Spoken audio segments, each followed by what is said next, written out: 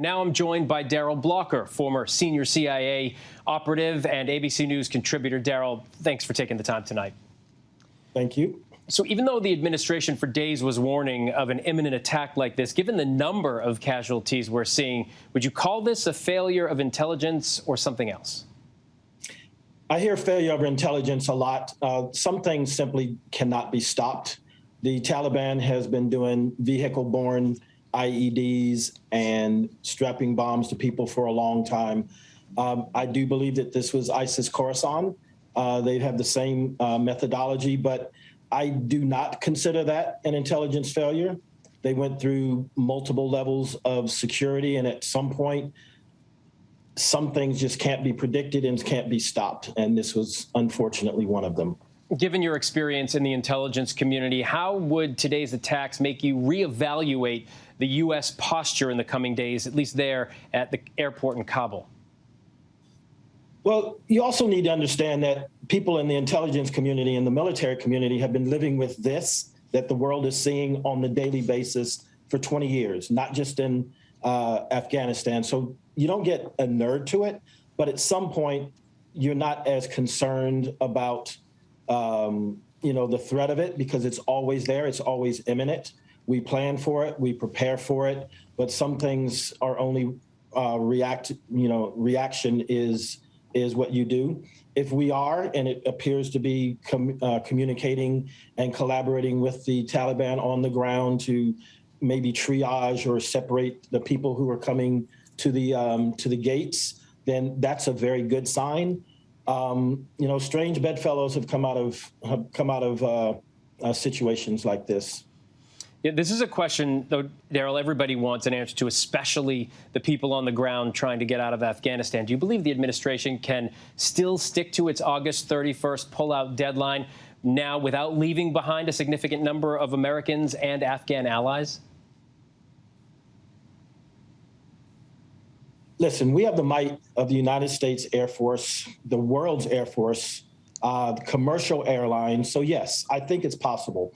Now, realistically, getting people from the farthest regions of Afghanistan, the provinces to the north, to the west, into Kabul to load them up on planes, we might not be able to get every single one out between now and Tuesday of next week, but we can certainly work with the government that remains behind to make sure that those folks are not in any more danger than they would be in any other time in Afghanistan, and make sure that they know that we know who they are, so that is some semblance of protection for them. If they're on our list and we know that they were either local employed staff, or if they were working with the NGOs, or they were working with something that we know the Taliban is completely against, like people who convert from Islam to Christianity, they're of course very, very, they're more I guess, at risk than some others, and of course the women and children.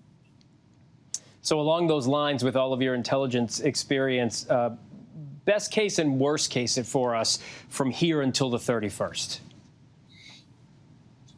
The best case is that the Taliban is able to neutralize or at least move ISIS or whatever elements, Al-Qaeda, that are threatening, threatening the masses, and to demonstrate to the world, perhaps, that they are willing to let people leave freely, regardless of what they did under the previous administration, regardless of whether they might be on their targeting list. They can get a lot of brownie points here. You talked about ISIS-K, that group claiming responsibility for these attacks, while the Taliban condemned the attacks. What's your view on how much the U.S. can trust working with the Taliban now in the coming days? There seems to be a trust issue all over the place in Afghanistan right now. Well, trust is always an issue when you're dealing with someone that you look at as an enemy. But everyone keeps talking about the fact that between February, March of 20 and right now, there's been 0 deaths. That's not a chance. That is the Taliban at least living up to one small part of what they promised. So that's 18 months of, I won't say goodwill, but at least them demonstrating that they can get the word to the lowest levels of their Taliban fighters to say, we will not engage against U.S. forces. We will not go after U.S. forces. You can't control everyone everywhere, but they have demonstrated their willingness to at least honor the commitments that was made to the previous administration. Darrell Blocker, former senior CIA operative and ABC News contributor. Thanks for taking the time with us tonight. Okay, thank you, Phil. Hi, everyone. George Stephanopoulos here. Thanks for checking out the ABC News YouTube channel. If you'd like to get more videos, show highlights, and watch live event coverage, click on the right over here to subscribe to our channel. And don't forget to download the ABC News app for breaking news alerts. Thanks for watching.